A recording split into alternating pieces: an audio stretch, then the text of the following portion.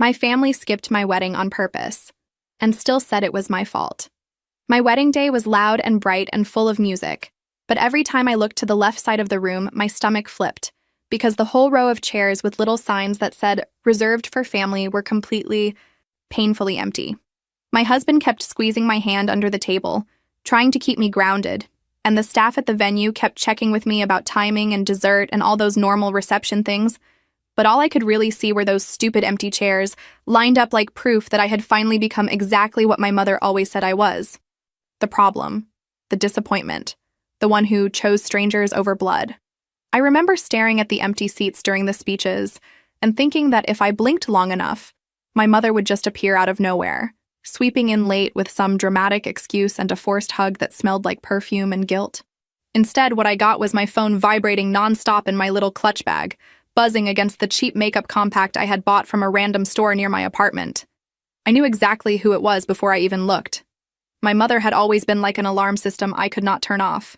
As a kid, if I did not answer her calls by the third ring, she would show up at school or call the office of whatever part-time job I had and demand to know if I was still alive. She used to brag about that, like it was proof of her love. On my wedding night, the notifications were lighting up the screen so much that my friend from work leaned over and joked that my phone was having more fun than we were. I laughed a little, because what else do you do when you are the bride whose family did not bother to show up? My husband's family was out on the dance floor, his cousins teaching my coworkers some ridiculous line dance while his parents watched from their table with those soft, proud smiles that made my chest ache. They had thrown themselves into this wedding like they had been waiting their whole lives to gain a daughter. They helped me pick the flowers, negotiated prices with the venue, and checked in every week to ask if I was feeling overwhelmed. Meanwhile, my own family was across town celebrating the engagement party of my younger brother, which happened to be on the exact same day and at the exact same time as my wedding. The date of my wedding had been booked for almost a full year before my brother even had a girlfriend, but somehow the story my parents decided to run with was that I set everything up just to ruin his big moment. I found that out later. In the moment, all I knew was that the chairs with my family's names on them were empty, my childhood friend who was supposed to be my maid of honor was nowhere to be seen, and the only people who had shown up for me were the ones who did not share my last name or my childhood house. I tried so hard to act normal.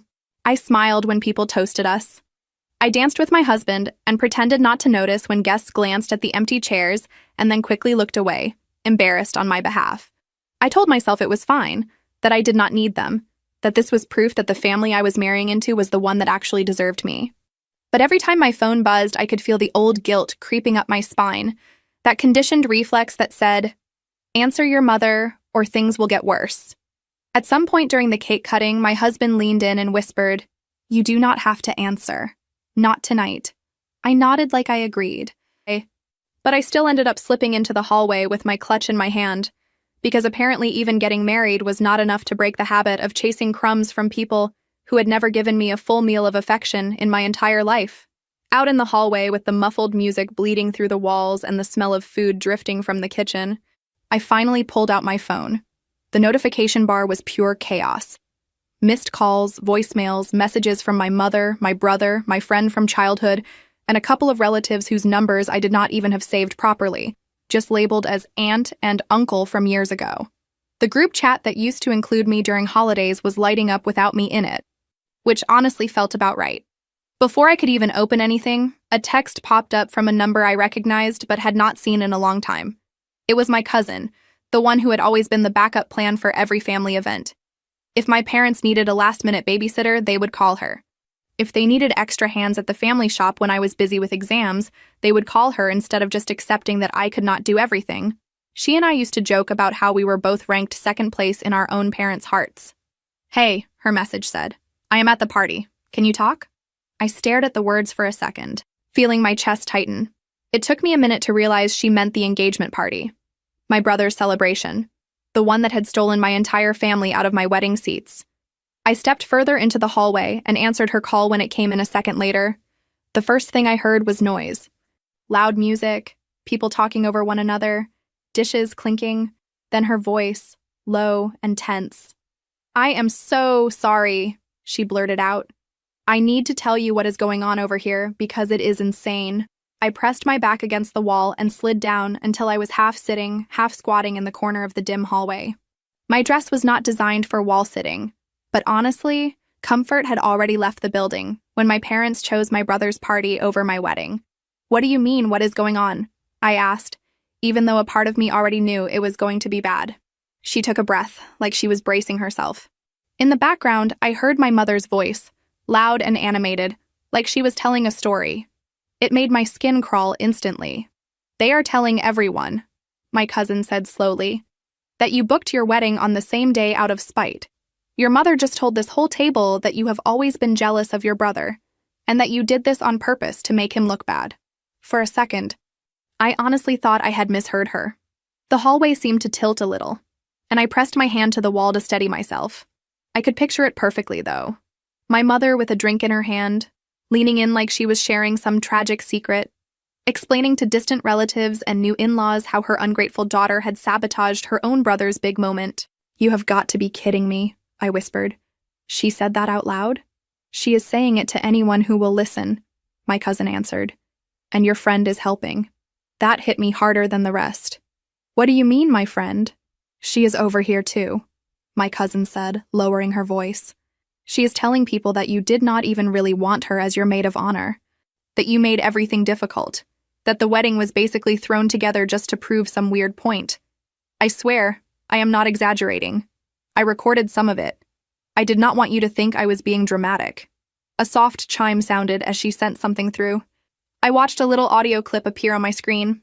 My thumb hovered over it, but I could not bring myself to press play yet. It was like my body already knew how much it would hurt to hear their voices saying those things. In the background of the call, my cousin's microphone picked up my mother again. "She has always had it out for her brother," my mother was saying to someone. "He is the golden one, everybody knows that. She could not stand seeing him finally happy, so she picked this date on purpose. I mean, who does that to their own family?" I closed my eyes and let my head fall back against the wall. The thing that made me want to scream was that the date had been on the fridge calendar for almost a full year before my brother even met his fiancée. He had proposed last winter, and then magically, somehow, his engagement party landed exactly on the same Saturday that my husband and I had built everything around. When I asked my mother about it at the time, she had waved her hand and said, "It is only a party. People will decide where they want to go." I guess they did. As my cousin kept whispering details about who was nodding along and who was pretending not to hear, my phone buzzed again with another incoming call from my mother. I declined it and watched the notification pop up for a voicemail almost immediately, followed by a string of texts. "Answer your phone," one said. "There's a problem with the food." Of course there was. There was always a problem that apparently only I could solve. I finally hit play on one of the audio clips my cousin had sent.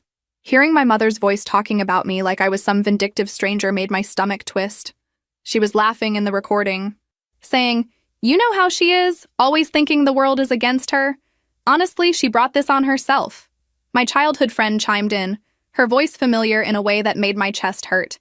"She did not even want me as her maid of honor, you know? She just asked because she had to. She has been so weird since she met that guy." I told her she was rushing, but she never listens. That was the part that almost made me drop the phone. I blocked her the next day. She tried to send me this long apology about being misunderstood, but I did not even open it. I could not unhear her voice siding with my mother like it was a sport. We had sat in my tiny kitchen months earlier, and she had cried about her last breakup while helping me assemble invitations. She had never mentioned feeling unwanted. If anything, she had joked about how excited she was to finally be in a wedding where the bride deserves nice things. Apparently, that version of her did not make it to my brother's party. I do not even know how long I stayed in that hallway listening to pieces of my life being dissected from across town. At some point, my husband came looking for me. He found me sitting on the floor with my dress pulled around me, clutching my phone like it was a grenade. "What happened?" he asked, dropping down beside me without thinking twice about the floor or his suit pants. "They are saying I did this on purpose," I said, my voice sounding weirdly calm and far away. "My mother, my friend, my brother. They are telling everyone I booked the wedding just to ruin his party." He reached for my phone, and I let him take it. He listened to a couple of the clips, his jaw tightening more with every second. When another call from my mother popped up, he hit decline before it could even ring twice, and then, without asking, he held down the power button and turned the whole thing off. "Hey," he said softly, putting the dead phone back into my bag.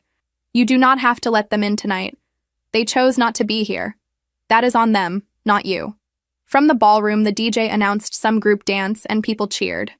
The whole thing felt surreal, like I was both inside and outside my own wedding at the same time. It just hurts, I admitted.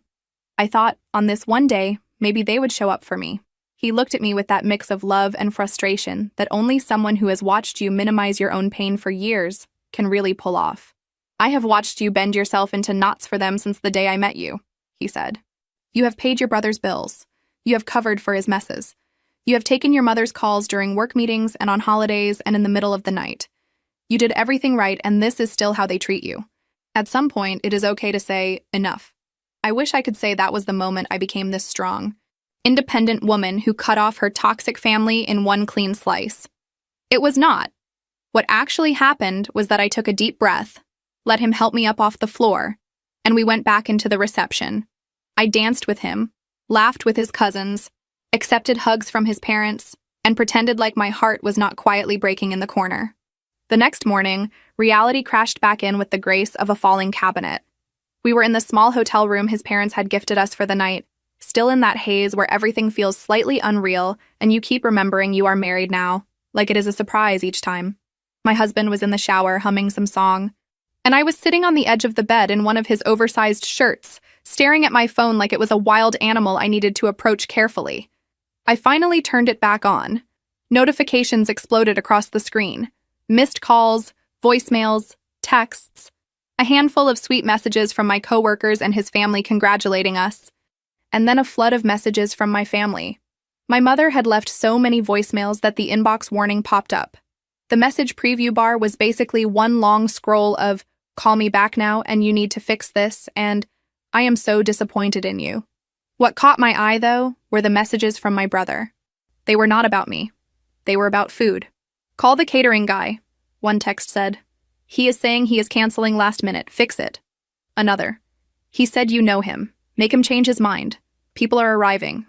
I frowned and scrolled up. Somewhere in the mess was a text from my mother that said, "The catering company pulled out. They are claiming some ridiculous reason. You need to talk to your contact and sort this out. Your brother is humiliated." There was no "how was the wedding?" Not a single "congratulations." Just panic about their party. I rubbed my forehead and sighed. I already knew which catering guy they were talking about. A couple of years earlier, when I was still trying to prove to my parents that my job and my side business were not a phase, I had helped a small local event company streamline their scheduling and client communication. It was one of my first proper consulting gigs. The owner and I had stayed in touch.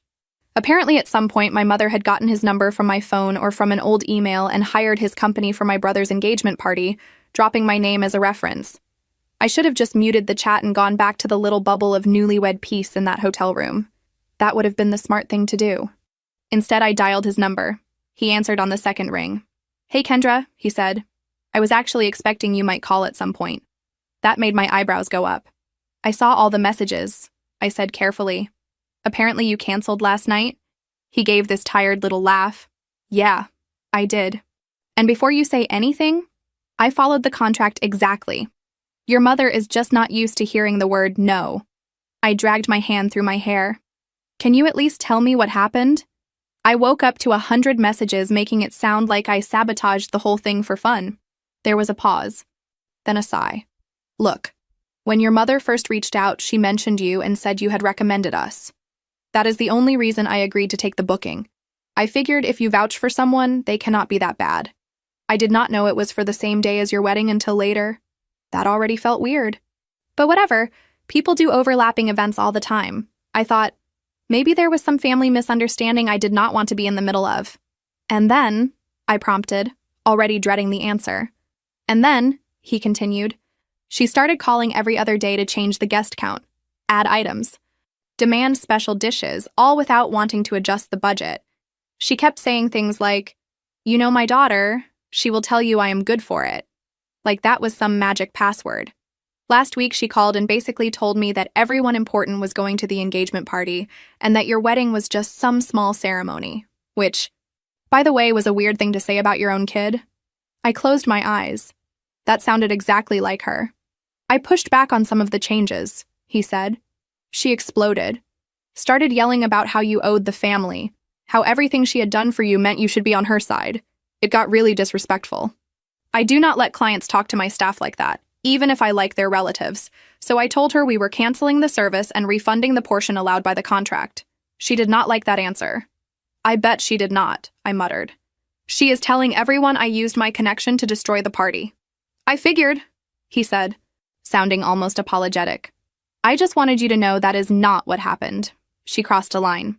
I am not risking my team or my reputation over someone who thinks contracts are optional if they guilt trip you enough. We talked a bit longer about technical details, but the important part was already clear. My mother had used my name to get a discount, and then blown up when someone finally decided they did not owe her endless patience. After I hung up, I sat on the bed for a long time, staring at the wall. The shower turned off, and my husband came out with a towel around his waist, his hair damp and messy. He took one look at my face and knew something else had happened. Let me guess, he said, sitting beside me. They turned their mess into your fault. They always do, I said quietly. The catering guy canceled because she was screaming at his staff. She used my name to get in the door and then told him my wedding was small and unimportant. Now she wants me to call him and make him publicly say it was his fault. My husband whistled under his breath. Of course she does. My phone buzzed again with another text from my mother. You made a promise to this family. Fix this. People are asking questions. Something in me finally snapped. I called her. She answered on the first ring like she had been holding the phone in her hand. Well, finally, she said. You have no idea the disaster you caused. He is refusing to work with us. You need to call him and tell him. Stop, I cut in, my voice shaking. I talked to him. I know exactly what happened. You screamed at his staff and tried to change the contract without paying. You used my name and then trashed my wedding like it was nothing. You did not even text me congratulations. You missed my entire wedding for that party, and now you want me to clean up your mess? There was a beat of stunned silence on her end. My mother was not used to being interrupted. Watch your tone, she snapped. We are your parents. We were counting on you. Your brother is humiliated in front of very important people, and you are making this about you? I actually laughed. This ugly, disbelieving sound that did not feel like it belonged to me. You made it about me the second you told people I did this out of spite. You have been spinning this story that I am jealous of him since we were kids. I spent years taking care of things for him, and you still think I wake up in the morning planning revenge missions. I am done. I am not calling anyone for you. Do not be ridiculous, she hissed. You cannot abandon your family like this. People will talk. They already are, I said. Enjoy your party. And I hung up. My hands were shaking so hard afterward that my husband gently took the phone away and put it on the dresser. You did great, he said softly. Even if you are about to spiral about it for the next week. I already am, I admitted, leaning into him. She is going to tell everyone I am ungrateful. She is probably texting relatives as we speak. Let her, he said. Anyone who knows you knows the truth. And the ones who do not? Maybe it is time they see who she really is. He was right. But that did not make it easier. I still cried in the shower later, quietly, so he would not feel like he had to fix it. I still replayed every word I had said to my mother, wondering if I had gone too far or not far enough. That is the thing about growing up in a family where your emotions are constantly weaponized. Even when you finally stand up for yourself, it feels like proof that you are the selfish one. I thought things might calm down after that. I was wrong. A couple of days into our very short honeymoon, my cousin texted again. Do you have your laptop? She wrote. I need to show you something in person, but I do not want to send it all by phone. That is how I ended up sitting at a cafe near our rental place. My husband across from me with his coffee while my cousin opened her laptop and turned it toward me like she was about to reveal government secrets. Her hands were trembling a little, which did not exactly help my nerves. I know you probably do not want to see this, she said, but I also know you. You always doubt yourself, so I figured you should have actual proof. On the screen, a chat window was open. It was a group thread between my mother, my brother, and a couple of other relatives. She had taken screenshots, dozens of them, all neatly saved in a folder labeled with the date of my wedding. Before you freak out, she added quickly, I did not hack anything. One of the uncles left his phone on the table at the party and the messages popped up. I took pictures of the screen. That is it. I scrolled through the images in silence. The first ones were from months before, around the time my brother got engaged. We should do the engagement party on that Saturday, my brother had typed. Everyone will already be in town. My mother had responded. Is that not the day of her wedding? So, he wrote, people will pick what matters more. Then my mother, you are right. She picked that date without thinking about anyone else because she is selfish. If she complains, we tell everyone she set it up like this on purpose. Another message, weeks later. Remember to say she never told us the date clearly. Say we only found out after we booked everything. My brother. She can deal with it. She is always fine. He needs the support more. She will have his family there. There were messages from my childhood friend too. Little voice notes saying things like, she will not cut you off. She is too soft. She will forgive you like always. My mother had responded with heart emojis and, that is why we love you. You understand family. I felt like I was going to be sick. They really planned it, I whispered. They actually sat there and planned to steal my day and then blame me. My cousin nodded grimly. I know. I always thought your mother was intense. But this is another level. I wanted you to see it so you do not let them convince you that you imagined it. I scrolled through more screenshots. My mother bragging to someone about how she had convinced the catering company to add more dishes without paying more. Saying, Kendra will talk to them if they complain. She owes us. My brother complaining about having to share attention with me his whole life, even though, from where I was sitting, the spotlight had never left him. I looked up at my cousin. Why are you still at their events? I asked. It came out harsher than I meant. She winced. Because if I do not go, my mother will punish me for months. You know how it is. At least this way I can keep an eye on things. And now I am here, showing you this. So maybe it counts for something. I took a deep breath and squeezed her hand. It does, I said. It really does. I am just processing. Here's the thing I have not mentioned yet. By the time all of this was happening, I was not just some overworked office assistant with a demanding mother. I had quietly built something of my own. I had always been good at organizing chaos. As a teenager, I was the one people called when they needed help pulling school events out of thin air. In college, I somehow ended up coordinating fundraisers and club gatherings even when I swore I was too busy. Somewhere along the way, I realized I could turn that skill into a business. So, while working my day job in admin at a local office, I had slowly grown a tiny consulting side business focused on planning corporate events and helping small companies not trip over their own scheduling. At first, my parents barely acknowledged it. When I mentioned a new client, my mother would nod and immediately pivot to talking about my brother's latest idea or minor promotion. If I stayed late to meet with a potential corporate contact, she would complain that I was ignoring family. My father would occasionally ask if I was still playing with that side thing, like it was a hobby. The only person who really cared was my husband, back when he was just the sweet guy who stayed after his own shift to help me clean up after meetings. By the time we got married, my side thing had turned into a real company. I had a small office downtown, a part-time assistant, and a handful of regular corporate clients. I was not rich or anything, but I was stable. I had built something that did not depend on my family's approval. My parents never asked to see the office. They drove past the building once and said the parking looked terrible. So when my cousin sat across from me and asked, "What are you going to do now?" my first instinct was to say, "Fix it, obviously." That was my role. The fixer, the smoother, the one who called vendors and talked teachers into extending deadlines, who arranged rides and covered fees and quietly wired money to bail my brother out of whatever mess he had gotten himself into this time. Instead, for once, I said, "For nothing." "Nothing?" she echoed like she had misheard. "I am not going to fix this," I repeated, trying to convince myself at the same time.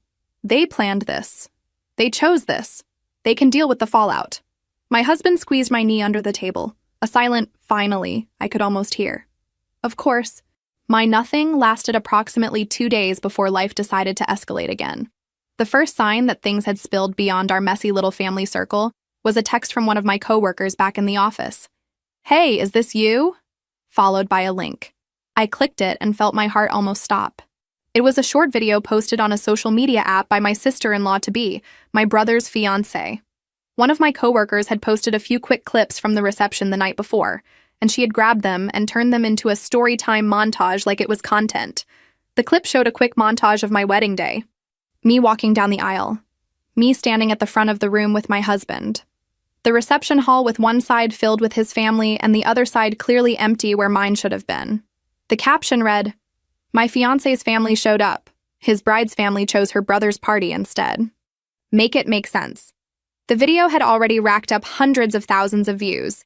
A couple of big wedding drama accounts reposted it, and once that happened, it stopped feeling like my life and started feeling like internet entertainment. The comments were full of people sharing their own horror stories about families choosing sons over daughters, about favoritism and ruined events. A couple of popular pages had reposted it with captions about brides who deserved better. People were furious on my behalf, and they did not even know the half of it. I felt exposed and weirdly guilty, like I had done something wrong by existing in a story that other people were now using as proof of some larger point. It did not matter that I had not posted anything myself. My face, my empty chairs, my humiliation were out there for strangers to pick apart between sips of coffee and doom scrolling. My brother, of course, could not handle being the villain of the internet for more than a few hours. He put up his own long post on another platform, all about how his sister had always been unstable and dramatic, how she had intentionally booked her wedding for the same day to hurt the family, how his poor fiancé was caught in the crossfire of my supposed jealousy. He painted himself as this wounded son who had been neglected once in favor of his selfish sister, throwing in a couple of vague mentions about times he had saved me growing up. My cousin sent me screenshots with a dry, "He has entered the chat." Here is where things actually got interesting, though. Remember all those screenshots she had of the group messages? The ones where my mother and brother had literally planned this whole overlapping date stunt? She uploaded parts of those anonymously in the comments under his post. She did not share anything that would publicly identify her, just the sections where they discussed scheduling the engagement party on my wedding day, the messages about, "People will pick what matters more," the part where my mother said they would tell everyone I had not made the date clear. People ate it up. Within hours, the comments under my brother's post flipped from supportive to furious. Strangers called him out for lying, for trying to rewrite the timeline. Others dragged my mother for her words, quoting her line about my wedding being just a small ceremony, while my brother's party was the real event. They pointed out the timestamps that showed my wedding had been booked long before his engagement.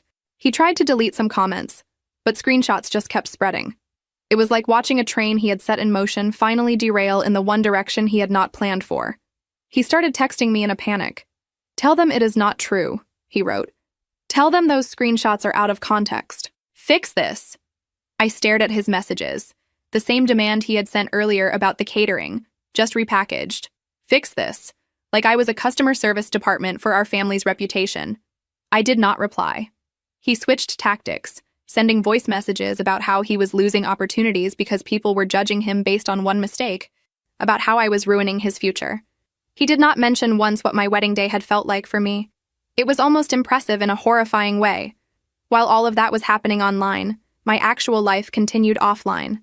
My little event consulting business kept moving. Clients still needed schedule plans and vendor lists and communication templates. My husband and I returned from our short honeymoon and settled back into our apartment, which now had a few extra wedding gifts stacked in the corner, waiting to be sorted. One afternoon, a couple of months after the whole viral chaos started, my assistant poked her head into my office. "There is a couple here asking for you," she said. "They do not have an appointment. They say it is urgent and family-related." I knew before I even stepped into the waiting area that it was my parents. My mother sat perched on the edge of the couch like she was posing for a picture, her hands clasped tight around her purse strap.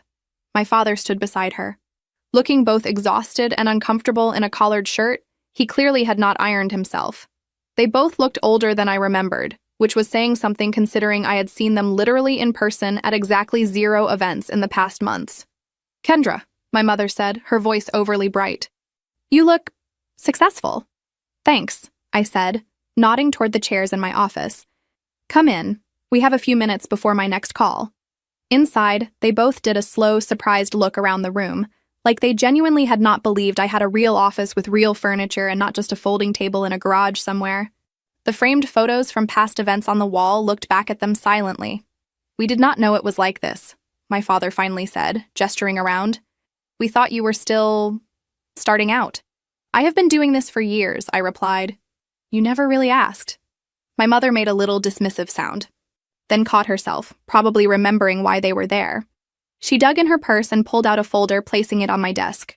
"We need your help," she said. "The shop is in trouble. The landlord is talking about throwing us out. Suppliers will not send new stock without payment. We need a loan to get through the next few months." There it was. Not an apology, Not a genuine attempt to reconnect. A loan request. How much? I asked, because apparently I enjoy hurting myself. She named an amount that made my eyebrows shoot up. It was more than my entire starting capital had been when I launched my business. And you came to me? I said slowly. Because you are doing so well, my father said, as if that answered everything. You always land on your feet. You have always been strong. Your brother is dealing with so much already. He cannot handle more stress. There it was again. The story. I was the tough one. The one who did not need support. The one they could pile things on because I could take it. My brother was the delicate genius whose dreams had to be protected at all costs. I took a deep breath and decided I was done letting them set the terms of every conversation. We have not talked since my wedding, I said. You missed one of the most important days of my life. Publicly trashed me online, lied about the timeline, and now you are sitting in my office asking for money without even acknowledging any of that? Do you realize how wild that sounds? This time, my mother actually flinched. We did not come here to fight, she said stiffly. We came because family helps family. Family shows up, I shot back. Family does not plan to humiliate their daughter and then act shocked when it backfires. For once, my father looked genuinely ashamed. He ran a hand over his face. We made mistakes, he muttered. Your mother got carried away. Things were said in the heat of the moment. In messages from months before is not exactly heat of the moment, I replied. My mother's eyes filled with tears, the same ones she had used on teachers, coaches, bosses, and extended relatives for years. I did not realize it would hurt you this much, she whispered. You have always been so strong. I laughed again, that almost hysterical sound. You keep confusing strong with used to being hurt. Those are not the same thing. There was a long silence. I could almost see the fork in the road in front of me. On one side, the familiar path, cave, give them what they wanted, convince myself that helping them financially would prove I was the bigger person. On the other side, something new, boundaries. I am not giving you a loan, I said finally.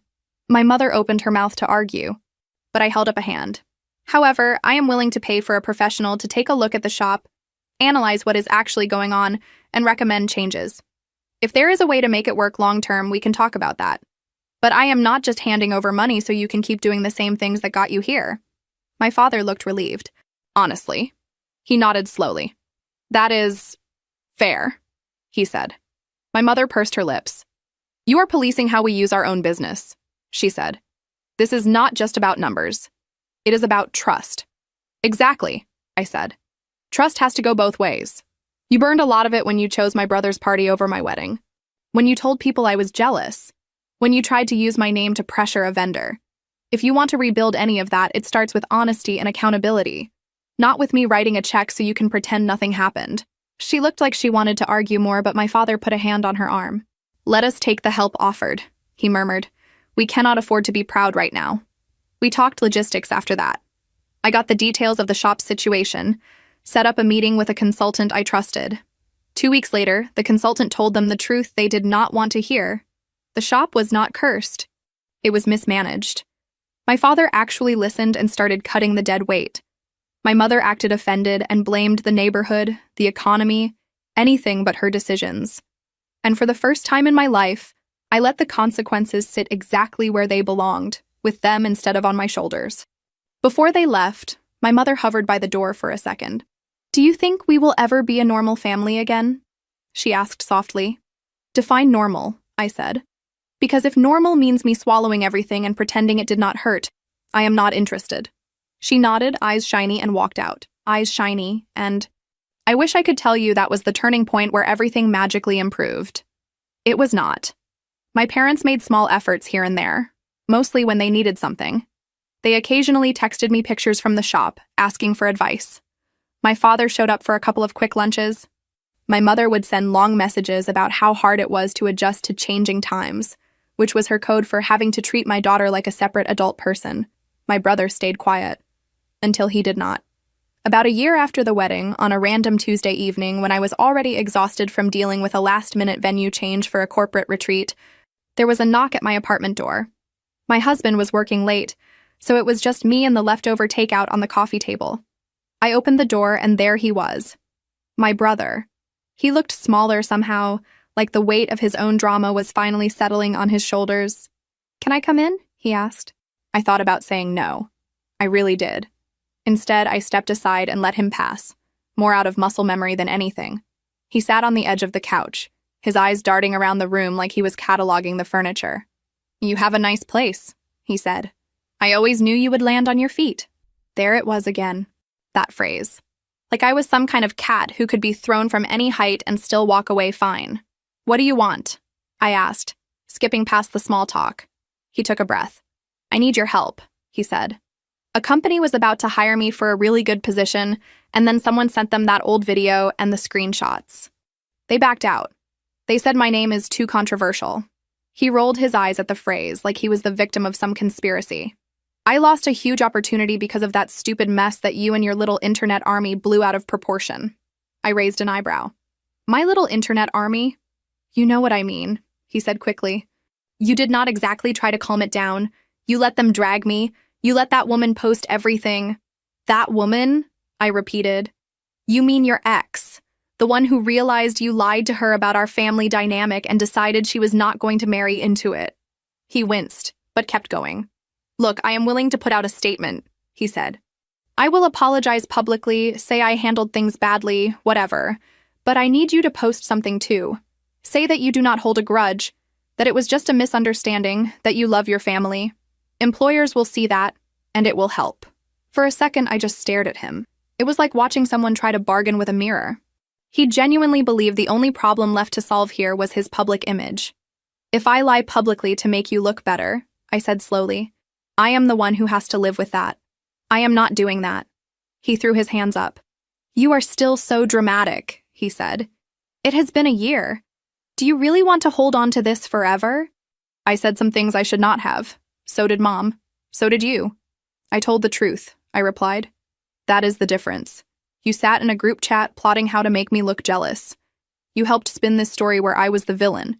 You are only here now because it is finally costing you something you actually care about."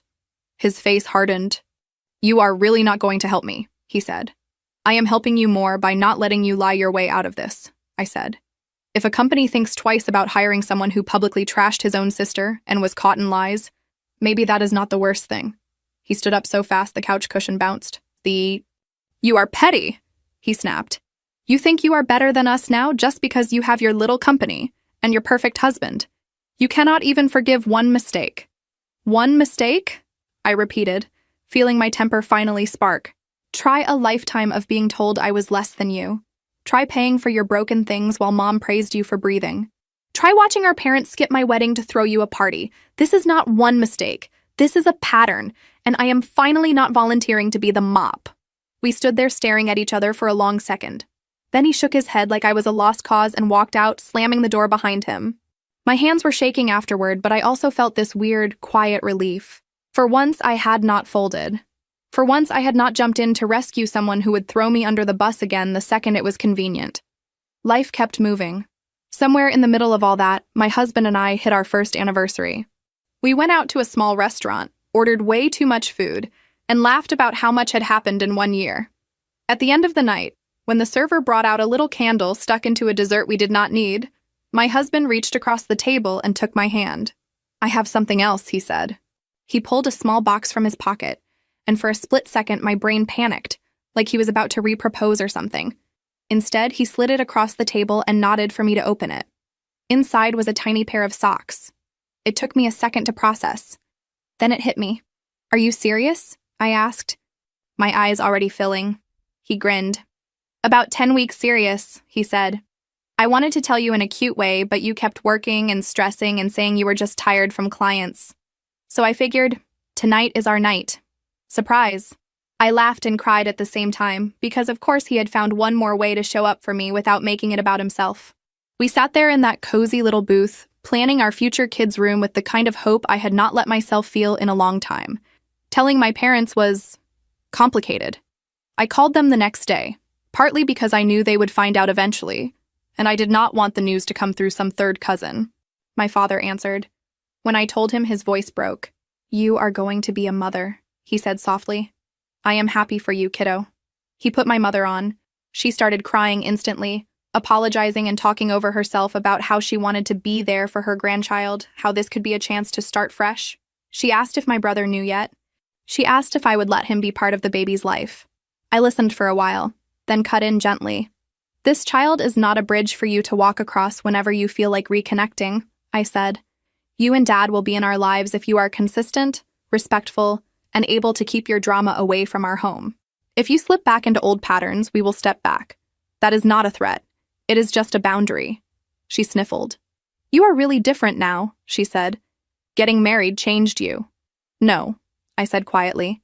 "Getting tired changed me." We hung up on mostly decent terms, which honestly was progress. When I think about it all now, it almost feels like a different lifetime. But sometimes when I look at my wedding photos, I still feel a little pang when I see that side of the room with the empty chairs. For a while, I thought I should edit the photos or avoid looking at them. Now I see them as proof. Proof that I was there, standing in a white dress, choosing a life where I did not have to earn basic respect. Proof that the people who showed up for me were the ones who actually wanted to be in my corner. Proof that the absence of certain people hurt, yes, but it did not break me. My husband and I ended up moving to a slightly bigger place when the baby got closer to arriving. Nothing fancy, just an apartment with an extra room that we painted one weekend while arguing over ridiculous things like curtain colors. My business grew slowly and steadily. I hired another part-time assistant. A trade magazine wrote a short feature on local women building solid event brands. And for the first time in my life, my mother sent me a screenshot of something about me with a caption that said, "Proud." She still messes up. She still says things that make me want to bang my head against the wall. She slips into old habits, asking me to fix things for my brother or mediate some new conflict. The difference now is that I say no. Sometimes calmly, sometimes not. But I say it. My brother eventually found work in a different field in another town. We are not in regular contact. He sends a card on holidays signed with his name and some vague message about hoping we are well. I do not hate him. I also do not trust him. Maybe someday he will understand that you cannot treat someone like a backup option forever, and then act shocked when they stop answering your calls. My cousin and I talk more now. She has become one of those people who will send me a meme about family drama and then follow it up with a voice note checking on my blood pressure. My husband's parents absolutely adore our child and spoil them in the ways that matter. Time, patience, showing up. They come to the little daycare events and clap like the kid just won an award every time they manage to stand on one leg for 3 seconds. People sometimes ask me if my mother was at my wedding. I used to freeze up when that question came, like I owed them a neat answer with a moral attached. Now I just shrug. "No," I say. "She had other plans that day." If they push, I will tell the story, or at least the summarized version. How my parents chose my brother's engagement party over my wedding. How it went viral. How the truth eventually came out. Depending on how much time we have and how much wine I have had, I might even pull out my old phone and scroll through the screenshots, just to remind myself I did not imagine any of it. If I am being really honest, though, the part that sticks with me is not the internet or the screenshots or even the empty chairs. It is the moment in that hotel room when I finally told my mother no, when I refused to fix the mess she had made, when I chose my own peace over her approval. It did not feel empowering or cinematic at the time. It felt terrifying and messy and wrong. But looking back now, from a couch covered in crumbs and baby toys, with my husband snoring softly beside me after a long day, I can see it for what it was. It was the first time in my life that I chose me. And once you get a taste of that, it is really hard to go back to being the family's built-in scapegoat and emergency contact for chaos. I still love them in a complicated, exhausted way. But I love myself enough now to know that their empty chairs at my wedding say more about them than they ever did about me. That is the part I hold on to. That, and the memory of my husband turning off my phone in the hallway and saying, "You do not have to let them in tonight." Because as much as my family tried to make my wedding day all about what they did not do, the truth is, that was the day I started doing something different too. I just took a while to realize it. A week after that call, my mother tried the old move again. She texted, "Your brother is having a hard time. Can you talk to him?" I stared at it for a full minute, felt the guilt rise like it always did, and then I typed, "No. He knows how to reach me when he is ready to be honest." She left me on read, and for once, the silence did not feel like punishment. It felt like peace. Suddenly, that moment in the hotel room where I finally told my mother no stops looking like me being cruel or dramatic and starts looking like the first time I dropped a load I was never meant to carry alone. It makes sense that it felt wrong in my body. My nervous system had decades of training that said my survival depended on keeping everyone else comfortable. I am not trying to turn this into some kind of inspirational story, by the way. I am still messy. I still answer calls I should probably let go to voicemail. I still over-explain my decisions and rehearse imaginary arguments in the shower like I am preparing for a trial that will never actually happen. There are days when I see a family out together at the park, laughing and passing a baby around, and I feel this sharp, stupid little stab of jealousy, even though I know nothing about them. For all I know, the woman in that picture is secretly the family scapegoat too. But there are also tiny, quiet wins that I am learning to count as actual victories.